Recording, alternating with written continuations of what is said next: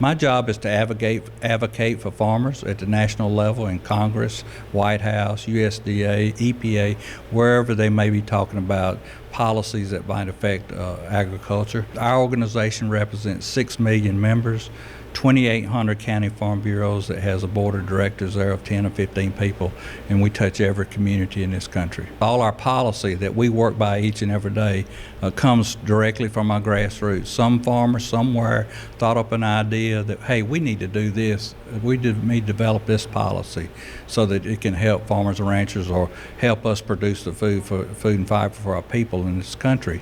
And then that he puts that in a resolution to his county, sends it to the state. If it makes it through that state process, it comes on to the national convention, which is always in January, which creates our roadmap to work by the next year. I will tell the consumers that just because they're paying more for their food doesn't mean that farmers are making any more money, because fertilizer, we saw it hit an all-time high last year, a 300% increase. Fuel, everybody buys fuel for their car. Can you imagine the thousands and thousands of gallons of diesel fuel and gas that farmers have to buy to plant a crop? So those expenses that it's costing to produce that crop is gradually making its way to the consumer, and probably not all of them there, because farm income is going to be down 17% this year, and our inputs are going to be up 4%. We're a little disappointed in the administration's attempt to open up markets.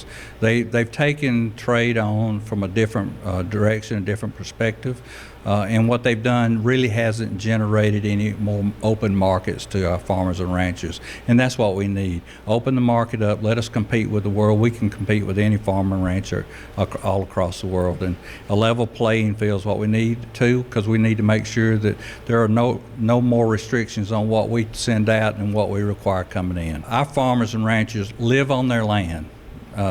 They own their land, their family farms. Whether they're farming 10,000 acres or 200 acres, they're still a family farm. And we all raise our children there. Our children consume the products that we grow, whether they be livestock or whether they be crops out of the field. And none of us do anything to harm our children, and we surely wouldn't do anything to the soil and water on our farm, because it's a generational farm.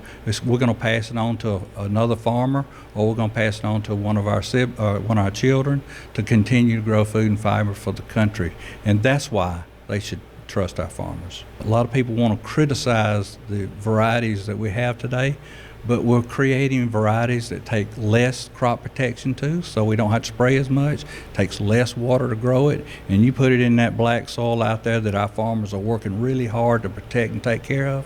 It's amazing how productive it can be. Whether you're a consumer or a farmer, we got to understand that food is a national security issue, and at the end of the day, we all are concerned about what we're feeding our children, who's growing it, and how they're taking care of the land and soil. And we all have the same goals in mind. We want to treat our animals the proper way. We want to make sure that our land and soil is taken care of. We want to make sure our children are fed and safe. What makes our country strong and safe is that we can feed ourselves. If we ever have to depend on another country to feed us, they can bring us to our knees quickly. And I think everybody really in the back of their mind, if they take time just to think about it a little bit, they understand that we really are a national security issue to them.